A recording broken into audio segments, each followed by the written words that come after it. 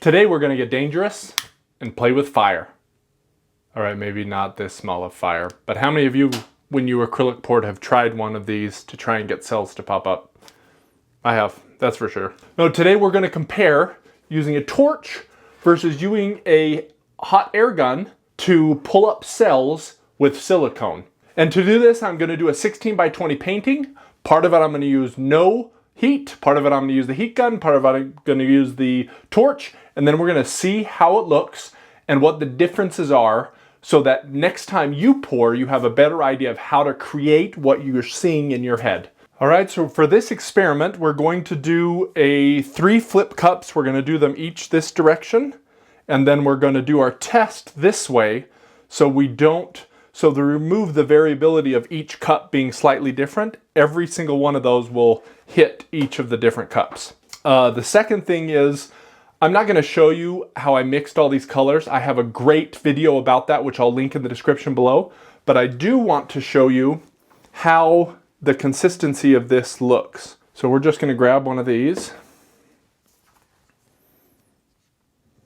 So this is a mound upon a mound and then disappears. I do want my paint to be a little bit thicker so that I can keep the structure of my cells so the cells just don't go wiggling everywhere. And we're going to put, there's about 2.5 ounces of paint in each of these, so we're going to put 2 very small drops of spot on pouring silicone. I like this tip because it makes it much smaller drops, and I don't have too much. One thing I've seen a lot of you guys do is use way too much silicone. I'm going to use 1 drop per 2 ounces because these are so tiny drops. I'm going to do 2 drops of the tiny ones, which is perfect for 2.5 ounces of paint.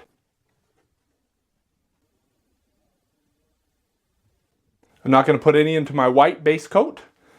And then I'm just going to give these a good mix. And I'll mix them before I pour them in my cups. These colors are Lucas Acrylic Studio that I purchased. I am testing out a bunch of new paints for some new videos that are going on. These 3 are all those colors. This one is my Deco Art Metallics. They're all 75% glue, 25% water, and then that medium is mixed 2 parts pouring medium to 1 part of paint, and then a couple of them needed a little bit extra water. And I'm going to leave some of this out to get the edges of my paint. This is a 16 by 20 canvas, and that means I have about 14 ounces of paint that I need to use.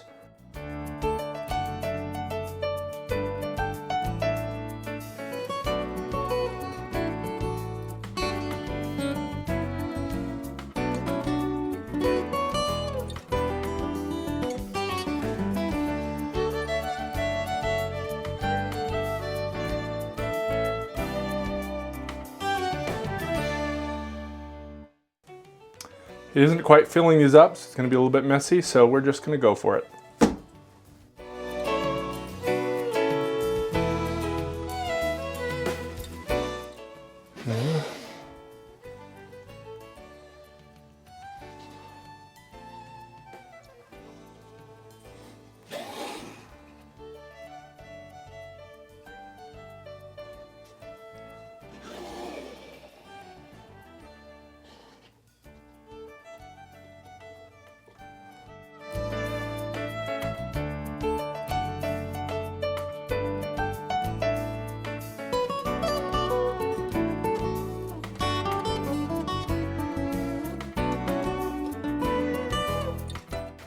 So this right here goes to show that 3 completely different cups have completely different cell formations.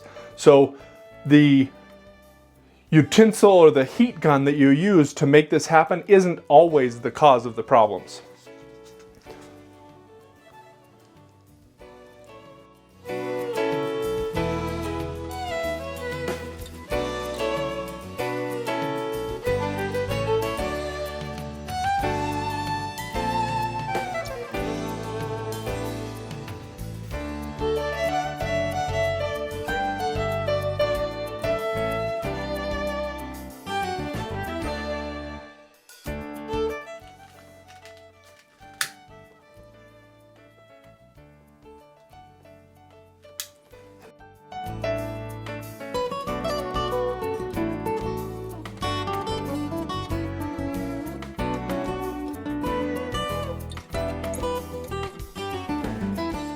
So now we're going to use each of my devices. Definitely one of the downsides of a heat gun is you have to have a cord, and the cord could potentially, just like I did there, get into your painting. So you need to be careful about that. So we're going to do this half here with the heat gun.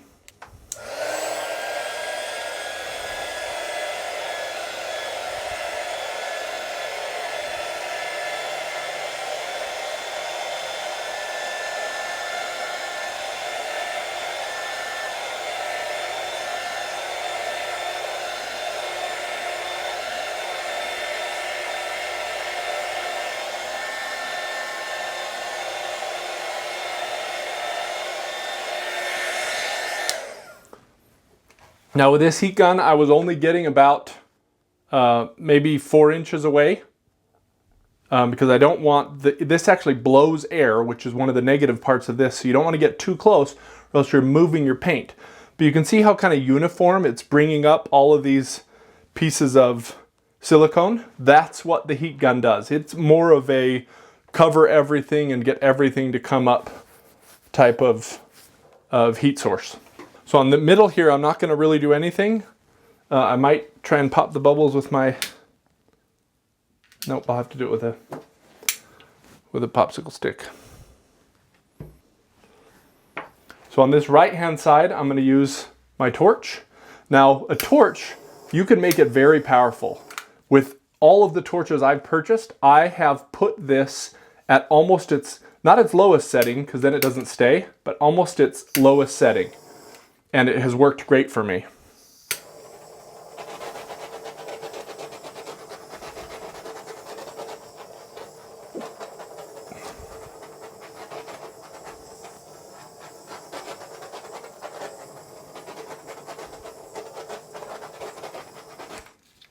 Now what I found with the torch, because the heat coming off the torch is so centralized rather than the heat gun that's kind of spread out, that it heats certain sections and kind of gives you clusters of cells. So you can kind of decide, you know what, I want some cells right here. As long as there's a little bit of silicone underneath that, it's going to pull up me a cluster of cells in that location. And that's nice for when you really want to control where the cells come up. You want cells to be right here, but not really along the edges. It's easier to do with a torch than it is with a heat gun. But with the torch, you see, I'm still getting lots of stuff here. The difference is where there's not a lot of silicone. In here, I'm only really heating the surface really quickly. I'm not heating the whole paint. And what heating does is it makes the silicone, the molecules in the silicone to move faster. And as it moves faster, it expands. And as it expands, its weight actually, weight per gram or weight per ounce, whatever you want to call it, actually decreases because it's expanding. So it's the same weight, but it's a bigger volume. Therefore, it's lighter. Therefore, it's coming to the surface. That's why bubbles come when you give heat. But look how specialized these are. This, I got stuff everywhere on all 3 cups. This, I'm only getting stuff in certain places. If I heated this longer, I would probably get more. So the difference is, one, look where I have done absolutely nothing. I have hardly any cells minus the ones that came up right initially. And these actually were more because of my metallic paint than they were because of silicone. When you get big ones like that, you either have too much silicone or that's a paint that's really thin compared to the rest of your paints. So I don't think there's a right or wrong answer to which one to use. I love using this when I really want to get cells everywhere and I want them to be kind of uniform size. I really like using the torch when I really want to be specific about where those cells come from. Again, with the torch, I didn't say this before, but I'm not getting, the flame of the torch comes out about an inch, inch and a half. And I am not getting within an inch, inch and a half of my painting. So I'm about the same, I'm about an inch and a half off of my painting when I do it, because this will absolutely scorch your paint. I don't know if you guys have ever seen paint scorch before. See how it starts to bubble? That is way too much heat on your paint, and you do not want that to happen. It just burns and makes caustic fumes, which now I need to open the window here. Nobody wants that to happen. Is there a right or wrong answer on which one to use? Absolutely not. Depends on your preference. Some people don't like how dangerous open flame is, so the heat gun's for them. So I just want to show you up close. This is the torch side. And we got much less cells on the torch side, but look how they cluster together where I did get them. This is the place where I didn't do any. I really only got the cells from the thinner metallic paint. And then here is where I did the heat gun. And I got cells everywhere because it distributes the heat more evenly across your painting. Now, if you want to learn how to manipulate the weight of your paint to create cells in your acrylic pour, click on the video on the screen here.